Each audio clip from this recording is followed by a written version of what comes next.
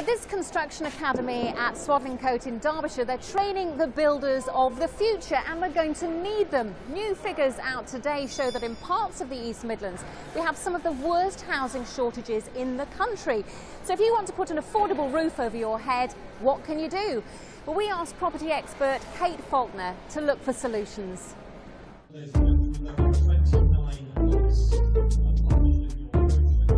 Going once, going twice, third time. Homes Under the Hammer in Leicestershire. The audience here know all about the shortage of affordable homes. Sold at 95 by the bar, thank you. I think it's very difficult for youngsters to get onto the property market these days. Creating more stock means building more housing, where there's a shortage. 41 Mallow Way, no B. The houses that need to be built are certainly starter homes. So I think that's really what's holding the market back. 67. We hear a lot about the housing crisis, but I spend my working life advising people on property. And you know what? I think there are some good news stories out there. I'm going to focus on 3 of those stories. New moves in the world of rent, the future for social housing, and a creative way to build your dream home.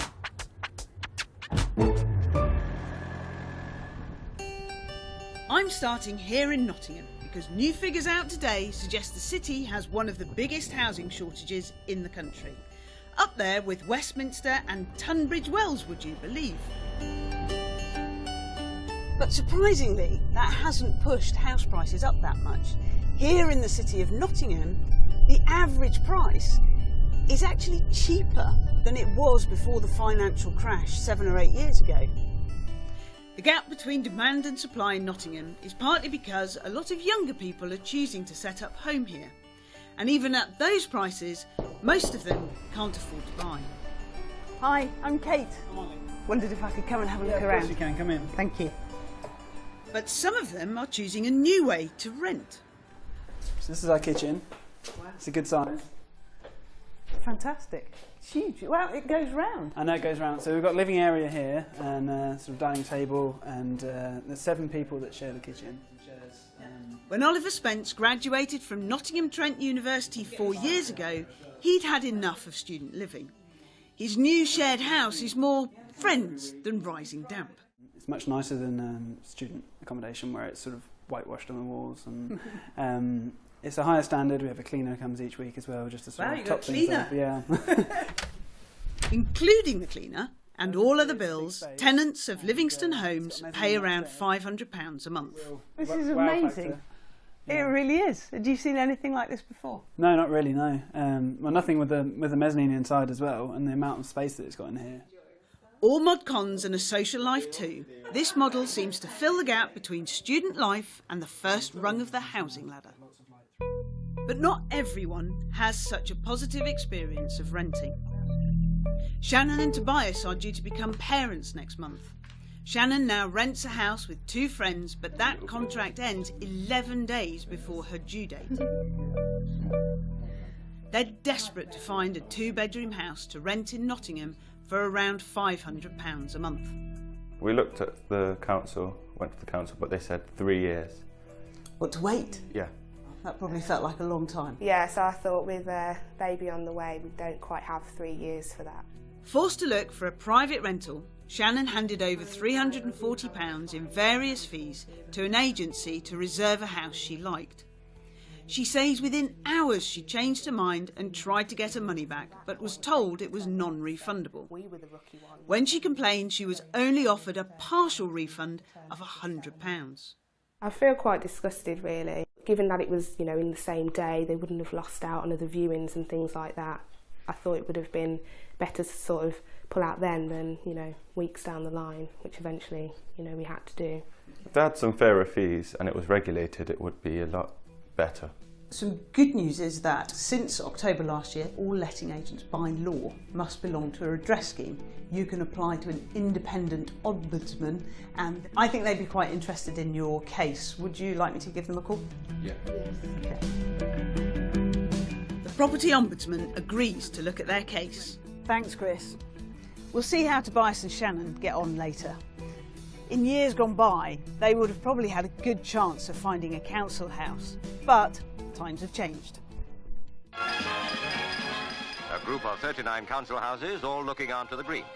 Even by present standards, these houses are almost luxurious. Post-war governments built more than 1 million council homes, not all of them as deluxe as this one. Gracious living within reach of everyone's pocket. There's going to be some waiting list. They protested. But it didn't last. The controversial Right to Buy scheme introduced by Margaret Thatcher's government in 1980 was a watershed moment.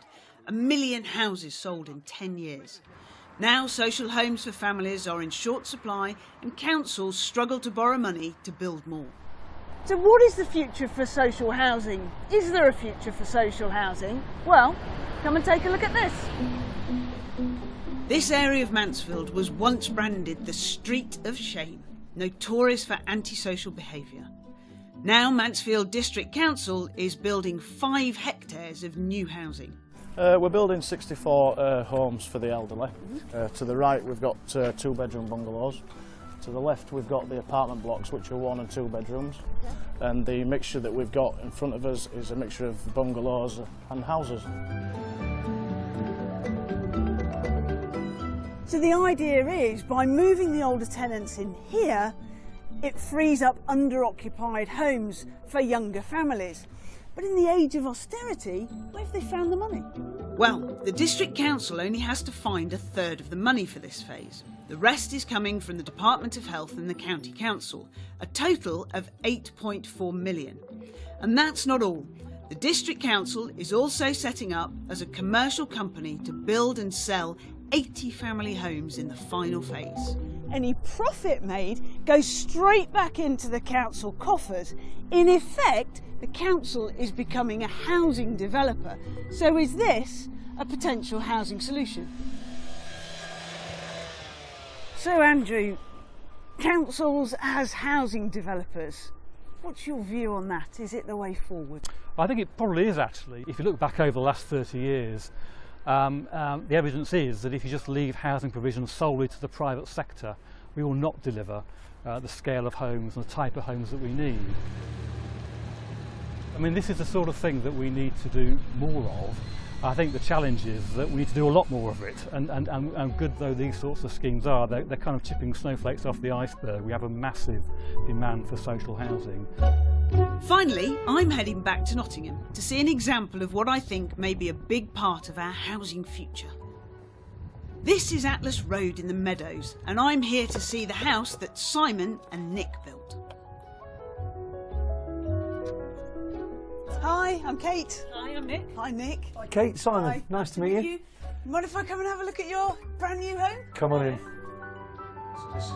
This is probably our favourite bit of the whole house. Wow, I'm surprised. Simon and Nick joined a community development of energy efficient housing. They bought a plot from the developer and adapted the existing plans to suit them. So what worked well, I guess, for us was being part of a group of people, a group of people that were doing the same things, which was great actually, because we felt we were all on board together as well. Is this something you would recommend to other people to do? Yeah, absolutely. I mean, it's a great opportunity to design your own space. Big question then. How much did this all cost? Well, the plot was 70. Okay, it's not a bad price actually. Yeah, and then you were looking at about 150,000 on top of that, so it's in the region of about 220 altogether. Cheerio. Now, Simon and Nick spent quite a lot, but I think it's perfectly possible to do a scaled down version of this idea.